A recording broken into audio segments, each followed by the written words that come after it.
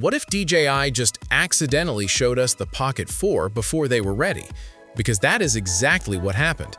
A Malaysian retailer posted a full hands-on video of the DJI Pocket 4, and then it disappeared. Deleted, gone. But you already know how the internet works. Screen recordings are everywhere. And here is the thing.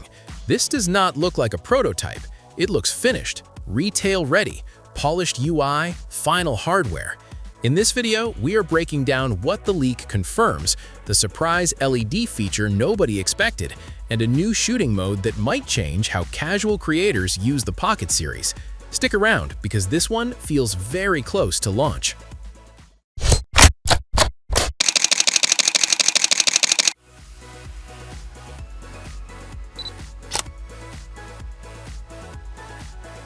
So what do we know?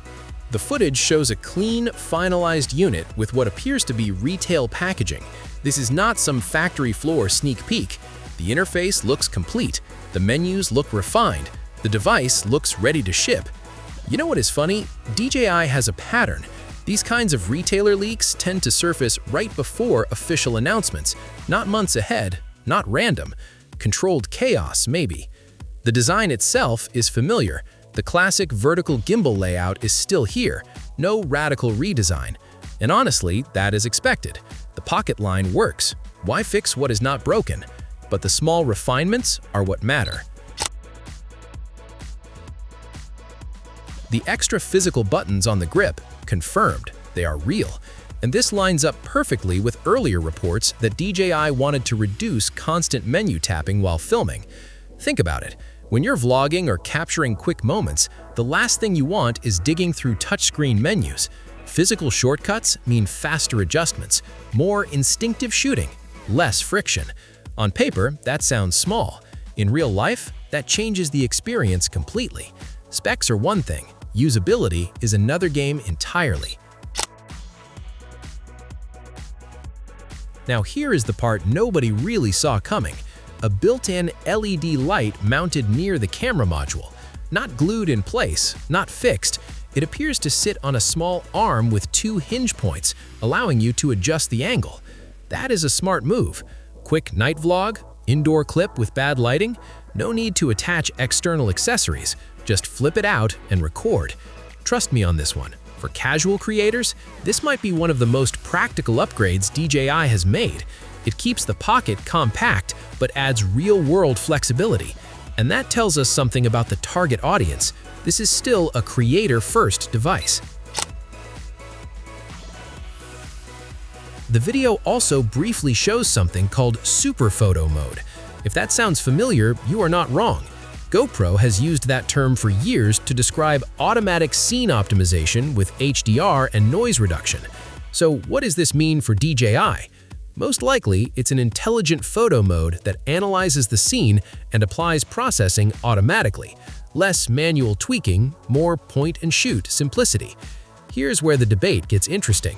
Using that name in the same category could raise trademark questions, but companies at DJI's level do not overlook those details. If it ships globally with that branding, legal clearance is almost certainly handled. The bigger takeaway is this. DJI is clearly leaning into smarter software processing, not just hardware upgrades. So, what does all of this add up to? A finalized design, confirmed physical buttons, a built-in adjustable LED, a new intelligent photo mode, and retailer-level stock already appearing. This does not feel like speculation anymore. It feels like pre-announcement momentum. When retailers start getting inventory and demo units leak like this, the official reveal is usually not far behind. Now, I want to hear from you. Is the built-in LED the feature you did not know you needed? Or are you more interested in SuperPhoto and smarter processing? Drop your thoughts in the comments. Did DJI just pull a fast one on all of us? Just when everyone was laser-focused on the Pocket 4 series, a completely different product quietly steps into the spotlight. The DJI Osmo 360 Mark II has surfaced early in certification listings. And yeah, this one definitely caught people off guard. Today, we're breaking down what this surprise appearance really means, why the timing matters more than you think, and whether this is a true sequel or just a calculated refresh hiding in plain sight.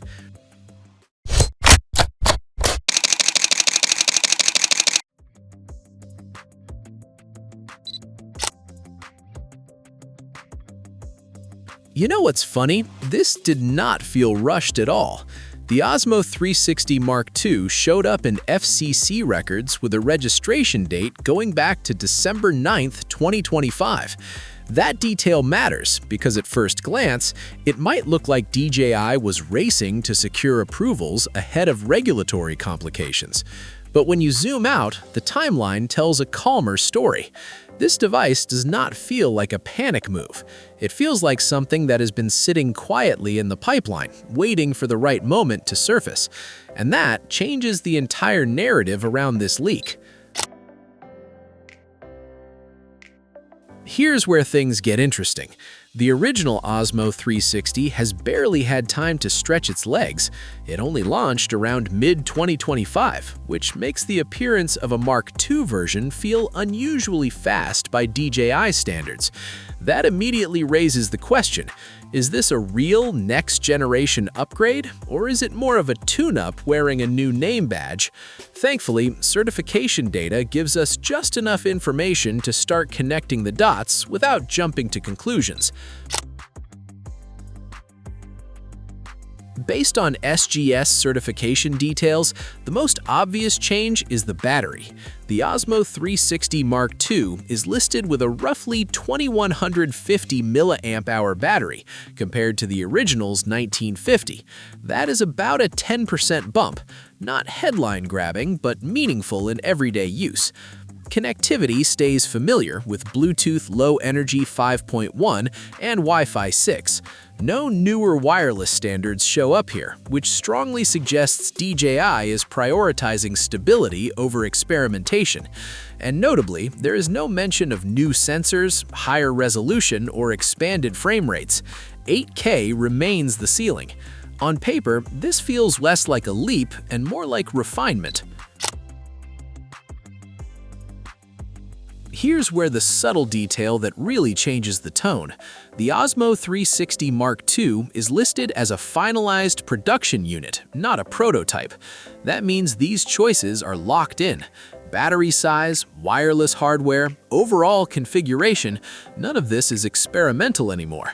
Reports suggest testing wrapped up around November 2025, with paperwork finalized shortly after. Translation? This camera was in development long before most people even had the original Osmo 360 in their hands. If DJI follows its usual rhythm, that points toward a Q2 2026 launch window. That is surprisingly quick, but not chaotic. Strategic is probably the better word. So what are we really looking at here? Right now, the Osmo 360 Mark II feels like a strategic refresh rather than a bold sequel. Slightly better battery life, finalized internals, and a product that clearly matured behind the scenes. It also raises questions about availability. Recent DJI launches suggest that even if this camera is officially announced, some regions may see delays, especially in the United States. The bigger picture here is interesting. DJI may be smoothing out the lineup now while quietly preparing something more ambitious down the road, and that makes this early appearance worth paying attention to. So what do you think? Is this smart refinement or a missed opportunity for a bigger upgrade? Drop your thoughts in the comments. And if you want to stay ahead of these quiet DJI moves before they go mainstream, make sure you subscribe, like the video, and hit that bell.